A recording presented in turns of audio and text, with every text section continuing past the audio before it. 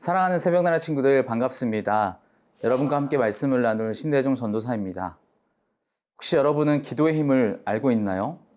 우리는 하나님과 호흡하고 하나님의 뜻을 알기 위해 그리고 그대로 살아가기 위해 하나님께 기도하며 살아가죠.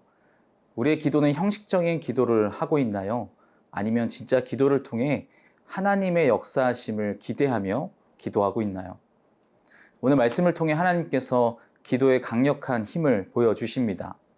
하나님이 많은 사람이 함께하는 기도에 어떻게 응답하시는지 말씀을 통해 함께 살펴보기 원합니다. 오늘 말씀의 제목은 기도 봉인해제입니다. 오늘의 말씀은 사도행전 12장 1절에서 12절입니다. 그 무렵 헤롯 왕이 교회를 박해하려고 교회에 속한 몇몇 사람들을 체포했습니다. 헤롯은 먼저 요한의 형제 야고보를 칼로 죽였습니다. 이 일을 유대 사람들이 기뻐하는 것을 본 헤롯은 이어 베드로도 잡아들였습니다. 이때는 무교절 기간이었습니다. 그는 베드로를 잡아 감옥에 가두고 군인들을 4명씩 한 조를 지어서 4조가 지키도록 했습니다. 헤롯은 6월절이 지나면 그를 백성들 앞에 끌어내 공개적으로 재판할 생각이었습니다. 이렇게 베드로는 감옥에 갇혔고 교회는 그를 위해 하나님께 간절히 기도했습니다. 헤롯이 베드로를 재판장으로 끌어내려고 하던 전날 밤, 베드로는 2개의 쇠사슬에 묶인 채 2명의 군인들 사이에서 잠들어 있었고 경비병들이 감옥 문을 지키고 서 있었습니다. 그런데 갑자기 주의 천사가 나타나더니 간방에 빛이 환하게 비치는 것이었습니다. 그가 베드로의 옆구리를 찔러 깨우며 어서 일어나거라 하고 말했습니다. 그러자 베드로의 손목에 매어 있던 쇠사슬이 풀렸습니다. 그때 천사가 베드로에게 허리띠를 메고 신을 신어라 하고 말하자 베드로는 그렇게 했습니다. 천사가 다시 겉옷을 입고 나를 따라오너라 하고 말했습니다. 베드로는 천사를 따라 감옥에서 나오면서도 도대체 천사가 하는 일이 꿈인지 생시인지 알 수 없었습니다. 그저 환상인 것만 같았습니다. 그들은 첫 번째 경비병들과 두 번째 경비병들을 지나서 성으로 통하는 철문에 이르렀습니다. 그 문이 저절로 열려 그들은 바깥으로 나왔습니다. 거리를 하나 지나자 갑자기 천사가 떠나갔습니다. 그제야 비로소 베드로는 정신이 들어 이제야 분명히 알겠다. 주께서 천사를 보내 헤롯의 소나기와 유대 사람들의 모든 기대에서 나를 구해주셨다 라고 말했습니다.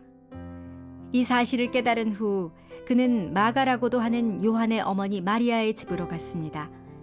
많은 사람들이 그곳에 모여 기도하고 있었습니다.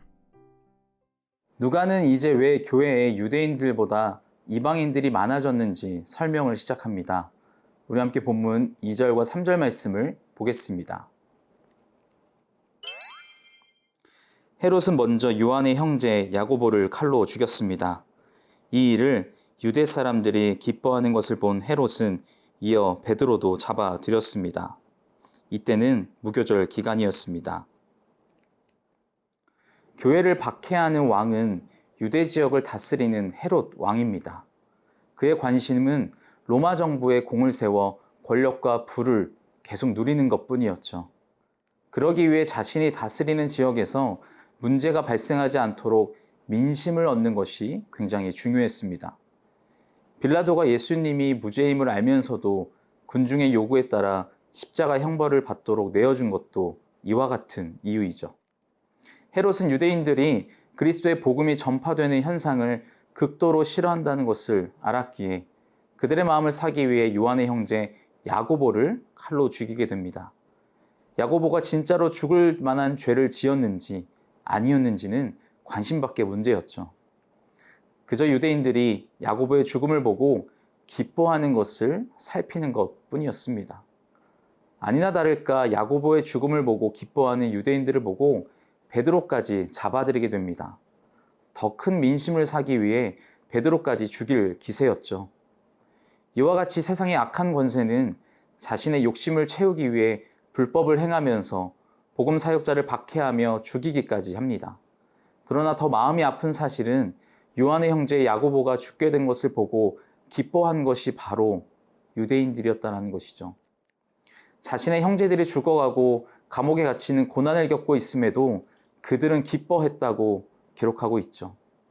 이 얼마나 어리석은 모습인지 모릅니다. 야고보의 죽음에 슬퍼할 겨를도 없이 베드로까지 갇히게 됩니다. 교회가 할 수 있는 것은 없습니다. 무력해 보일지라도 그저 하나님 앞에 간절히 기도하는 것뿐입니다.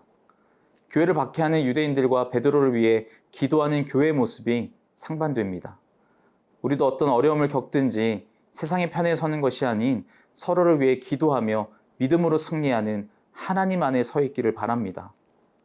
사랑하는 새벽나라 친구 여러분, 세상이 복음과 하나님 나라를 박해하는 것을 보며 그저 기도밖에 할 수 없는 모습을 통해 무력하다고 보여질 수 있습니다. 그러나 박해하는 것을 이상하게 여기지 말고 그것을 통해 더욱 하나님 앞에 간절히 기도할 수 있게 됨을 기억하며 하나님의 일하심을 기대하는 우리가 되기를 바랍니다.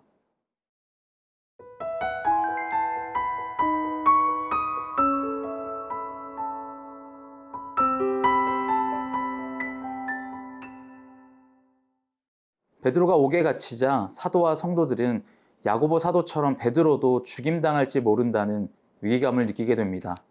우리 함께 본문 8절과 9절 말씀을 보겠습니다.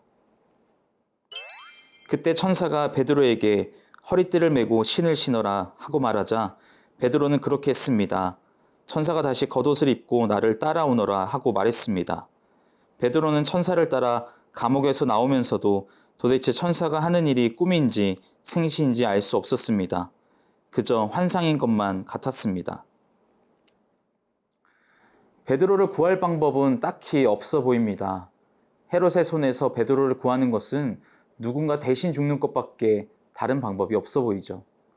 교회가 할 수 있는 것은 그저 하나님께 기도하는 것뿐입니다. 인간적으로 생각해 보면 기도하는 것이 스스로 아무것도 할 수 없는 자들의 유약한 모습으로 보이기도 합니다. 그러나 살아계신 하나님이 기도를 들으시고 응답하실 것을 믿는 성도에게는 기도보다 더 강한 무기는 없죠.